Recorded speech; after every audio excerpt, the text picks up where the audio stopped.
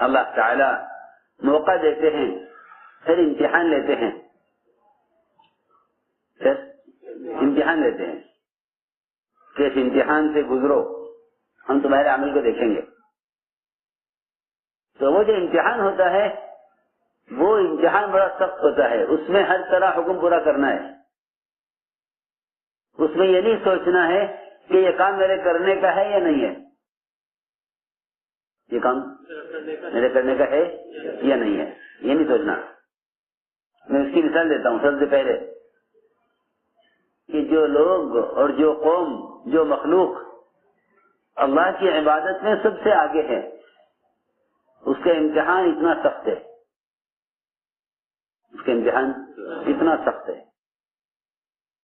آپ جانتے ہیں دنیا میں جس کی پڑھائی جتنی سخت ہے اس کا امتحان بھی اتنا سخت ہے۔ سمجھ لیں پرائمری کا امتحان بہت آسان ہے، بچوں سے کچھ پوچھ لیتے ہیں، بچے کچھ الٹا سیدھا جواب دے دیتے ہیں تو ان کو واہ واہ کہی جاتی ہے، شاباش بہت اچھی بات کہی، بہت اچھا جواب دیا، لیکن غلط جواب دیا ہے، اس کو ہمت افزائی کی ضرورت ہے۔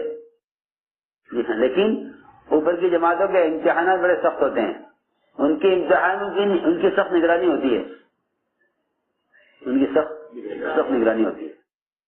بالکل معاملہ اللہ کے یہاں بھی اسی طرح ہے۔ اللہ رب العزت نے امتحان لیا ملائکہ کا، ایک حکم دیا، ایک حکم دیا فرشتوں کو کہ آدم کو سجدہ کریں۔ یہ امتحان بہت سخت تھا، سب نے حکم پورا کر دیا سوائے ابلیس کے، سوائے ابلیس کے، اس نے حکم پورا کرنے سے انکار کیا کہ تم یہاں سے نکل جاؤ، یہاں سے نکل جاؤ، تم کام کے نہیں ہو۔ کیونکہ اللہ رب العزت حکم لاتے ہیں قابلیت دیکھنے کی، صفات قبولیت دیکھنے کے لیے کہ ان میں اطاعت کتنی ہے، ان میں اطاعت کتنی ہے۔ تو یہ حکم لائے اللہ رب العزت حیثیت کے خلاف حیثیت، جی ہاں، ابلیس کی ایک حیثیت تھی، ابلیس کی ایک حیثیت تھی، اللہ حکم لائے حیثیت کے خلاف کہ سجدہ کرو آدم کو، اور سب نے سجدہ کیا سوائے ابلیس کے۔ کیوں نہیں کیا؟ کہ یہ حکم میری حیثیت کے خلاف ہے، یہ حکم میری حیثیت کے خلاف ہے، یہ مثال ہے اس کی۔ تو وہاں سے نکلا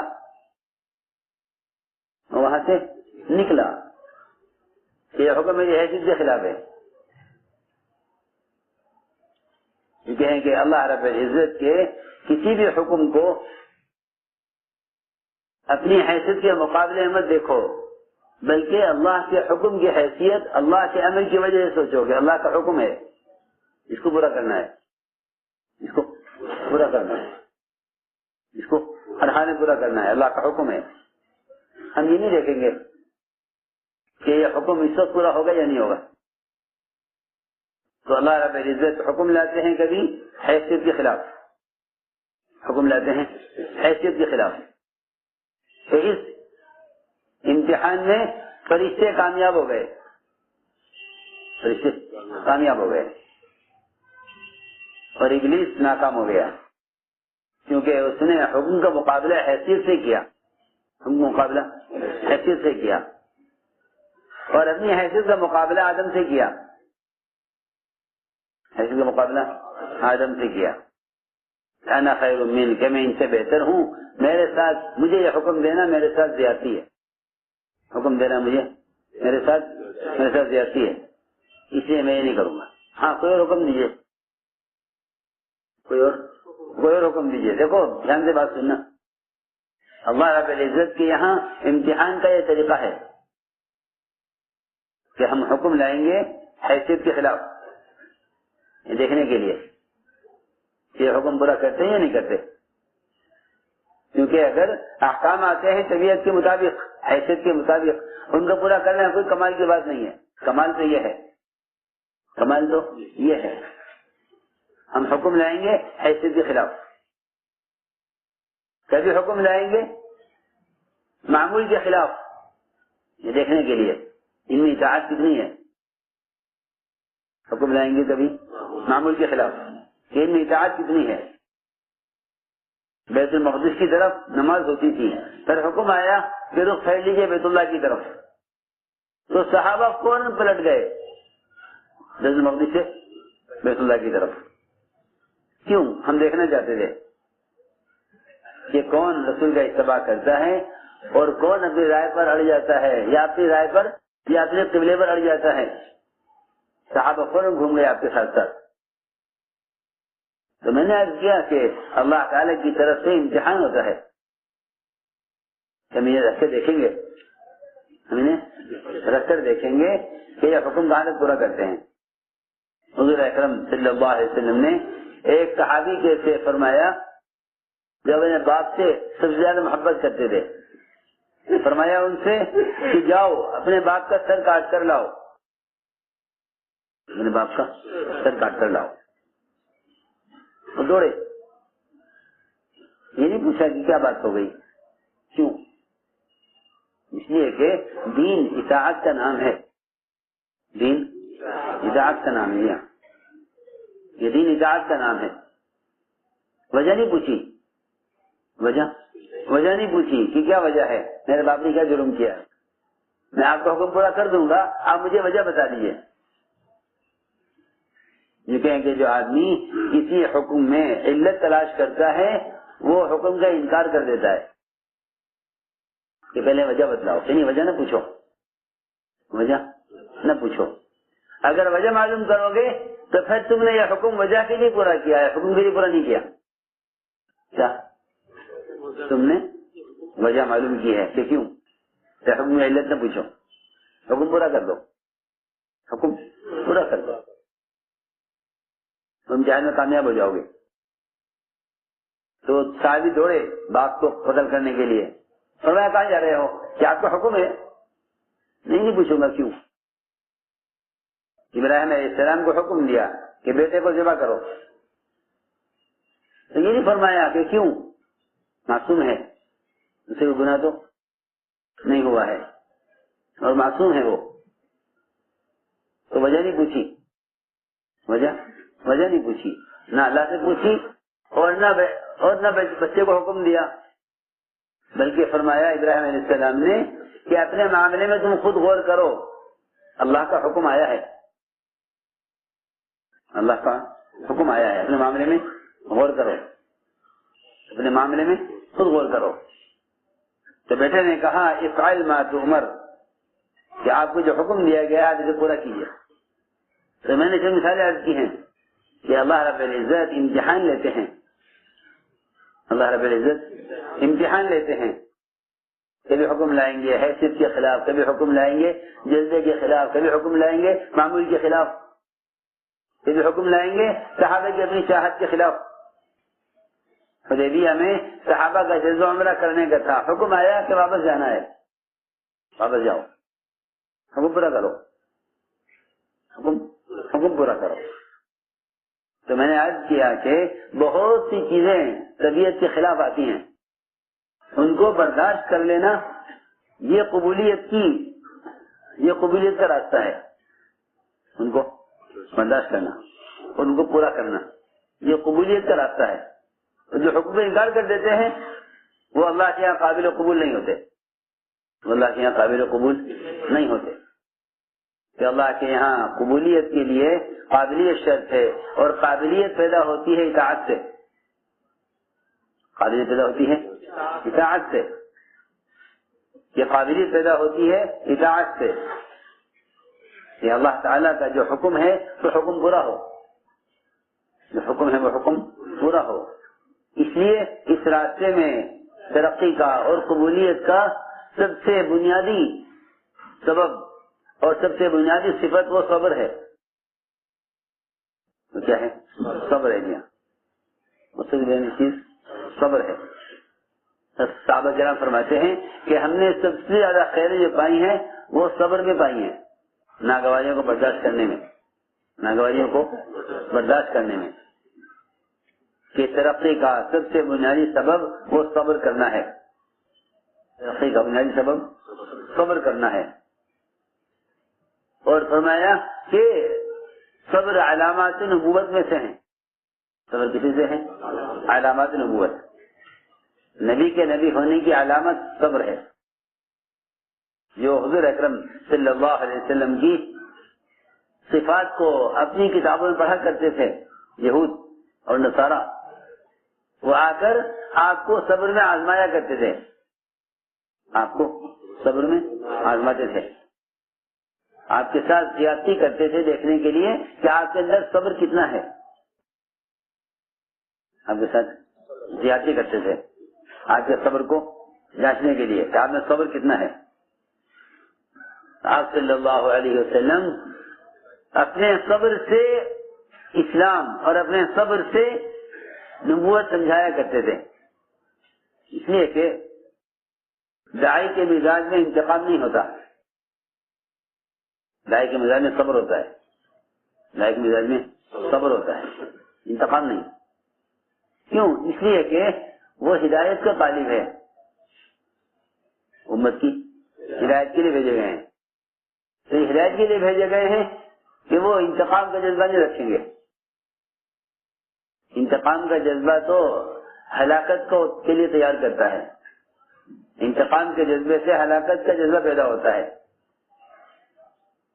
اور یہ کہیں کہ درگزر کرنے صبر کرنے سے ہدایت کا جذبہ پیدا ہوتا ہے. یہ دو الگ الگ جذبے ہیں. ایک ہلاکت کا جذبہ قوم کی اور ایک قوم کی ہدایت کا جذبہ.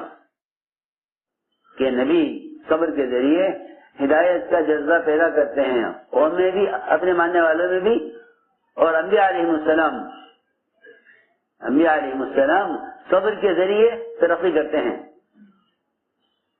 میں نے عرض کیا کہ اپنے آپ کو اللہ کے قبول کرانے کے لیے بنیادی صفت صبر ہے، ورنہ غیر آپ کو آ کے آزماتے تھے صبر میں کہ دیکھو یہ صبر میں کیسے ہیں، یہ صبر میں کیسے ہیں. حضور اکرم صلی اللہ علیہ وسلم صبر کے ذریعے بتلاتے تھے کہ ہم کیا چاہتے ہیں، ہم کیا چاہتے ہیں. آپ کے صبر سے معلوم ہوتا تھا کہ آپ کیا چاہتے ہیں. جی ہاں. اور ہماری بے صبری سے معلوم ہوتا ہے کہ ہم کیا چاہتے ہیں. ہاں بھائی سننا بات. انبیاء کے صبر سے قومیں سمجھ جاتی کہ کیا چاہتے ہیں. انبیاء علیہ السلام قوم کی ہدایت چاہتے ہیں. قوم ہدایت کو نبی کے صبر سے سمجھتی تھی. قوم ہدایت کو نبی کے صبر سے، یہ قوم ہدایت کو نبی کے صبر سے سمجھتی تھی کہ یہ ہم سے کیا چاہتے ہیں. اس لیے حضور اکرم صلی اللہ علیہ وسلم کو آزمایا کرتے تھے. آ کر غیر آ کر آپ کو آزماتے تھے صبر میں کہ دیکھیں میں صبر کتنا ہے. زید بن ثانہ یہودی عالم تھے، انہوں نے سنا حضور اکرم صلی اللہ علیہ وسلم کے بارے میں اور آئے اور آپ کو دیکھا اور دیکھ کر سمجھے کہ ہاں یہ نبی ہیں، لیکن یقین نہیں ہوا، یقین نہیں آیا. کیونکہ ہم نے اپنی کتابوں میں دیکھا تھا کہ وہ نبی ایسے ہوں گے کہ ان کے ساتھ جتنی زیادتی کی جائے گی ان کے اندر صبر اور تحمل اتنا زیادہ ہوگا. صبر و تحمل اتنا زیادہ ہوگا. اس چیز کو دیکھنے کے لیے زید بن ثانہ نے حضور اکرم صلی اللہ علیہ وسلم کے ساتھ زیادتی کی، آپ کے ساتھ زیادتی کی. دیکھیں کہ یہ جواب میں کیا کرتے ہیں، یہ جواب میں کیا کرتے ہیں، کہ یہ جواب میں کیا کرتے ہیں. چنانچہ حضور اکرم صلی اللہ علیہ وسلم کو ایک علاقے پر کے مسلمانوں پر مال تقسیم کرنے کے لیے مال کی ضرورت تھی، تو آپ نے قرض مال چاہا. انہوں نے بطور قرض مال پیش کیا آپ کو زید بن ثانہ نے، اور یہ کہا یہ مال آپ لیجئے اور یہ آپ استعمال کر لیجئے اور مجھے اس کے بدلے میں کھجوریں دے دیں. چنانچہ ایک تاریخ سے ہو گئی کہ اس تاریخ میں آپ کو سونے کے بدلے کھجوریں، آپ ان کو کھجوریں دیں گے. وہ تاریخ سے ہو گئی، وہ تاریخ سے ہو گئی. اس کے وقت کے آنے سے 3 دن پہلے زید بن ثانہ نے آپ کو دیکھا، آپ بقی میں تھے. زید بن ثانہ نے آ کر آپ کی زبان پکڑا آپ کو دھکا دیا اور آپ سے سخت لہجے میں بات کی، آپ سے سخت لہجے میں بات کی، بڑی سخت بات آپ سے کی، آپ کو دھکا دیا اور یہ بھی کہا کہ تم قریشی ٹال مٹول کرتے ہو، وقت پر قرض ادا نہیں کرتے، حالانکہ ابھی 3 دن باقی تھے قرض کی ادائیگی میں۔ عمر رضی اللہ تعالیٰ عنہ یہ سارا منظر دیکھ رہے تھے، سارا منظر حضرت عمر دیکھ رہے تھے، یہ کیا ہو رہا ہے۔ حضرت عمر رضی اللہ تعالیٰ عنہ نے تلوار نکالی اور یہ عرض کیا مجھے اجازت دیجیے میں اس کو قتل کر دوں، میں اس کو قتل کر دوں۔ حضور اکرم صلی اللہ علیہ وسلم نے حضرت عمر رضی اللہ تعالیٰ عنہ کو دبایا۔ ہاں یہ نہیں کہ یہ میرے محسن ہیں اور یہ میری پارٹی کے لوگ ہیں، آج کل لوگ اپنے حمایت کرنے والوں کو نوازتے ہیں اور ستانے والوں سے بدل لیتے ہیں، اس سے امت نہیں بنتی، اس سے امت نہیں بنتی، اس سے فرقے بنتے ہیں، سارے گروپ اس سے بنتے ہیں کہ اپنے ستانے والوں سے مقابلہ کرو اور ساتھ دینے والوں کو نوازو۔ یہ طریقہ نہیں ہے، نبوت کا طریقہ دوسرا ملے گا۔ نبوت کا طریقہ یہ ملے گا کہ جو آپ پر جان دینے والے ہیں ان کی جان مال تو کام میں لگائیں، ان کو تو آپ کچھ نہیں دیتے، اور جو آپ کو ستانے والے ہیں آپ ان پر احسان کرتے تھے، ستانے والوں پر احسان، ستانے والوں پر احسان، ستانے والوں پر احسان کریں اور کام کرنے والوں کو اور آپ کا ساتھ دینے والوں کو کہ آپ ساتھ دینے والوں کو دبا کر رکھیں، ان کو کام دیں، پھر تم کام کرو۔ سنو، انصار کام کرنے والے تھے، انصار کام کرنے والے تھے اور مکے والے آپ کو ستانے والے تھے، مکے والے ستانے والے تھے۔ آپ نے ستانے والوں کو تو مال دیا، ستانے والوں کو مال دیا۔ سنو، فتح مکہ کے موقع پر جتنا مال آیا سب آپ نے ستانے والوں پر خرچ کیا، ایک ایک مشرک کو 100 اونٹ دیے، 100 اونٹ، اس کو ایک مشرک جن نے آپ کو نکالا، آپ کو بے وطن کیا، ان کو 100 اونٹ، اور جنہوں نے آپ کو ٹھکانہ دیا انصار اور سارے عرب سے دشمنی اور سارے عرب سے سارے آس پاس کے علاقوں سے دشمنی مول لی آپ کو ٹھکانہ دے کر، ان کو آپ نے ایک چونی بھی نہیں دی، کچھ نہیں۔ یہ بہت سمجھنے کی بات ہے، اس لیے کہ پرانے ساتھیوں کو شکایت یہ ہوتی ہے کہ ہمیں پوچھا نہیں جاتا، ہمیں پوچھا نہیں جاتا۔ جو اپنے پوچھے جانے کے منتظر ہوتے ہیں وہ کام سے بیٹھ جاتے ہیں، ہمیں کوئی پوچھے ایسے لوگ کام سے بیٹھ جاتے ہیں۔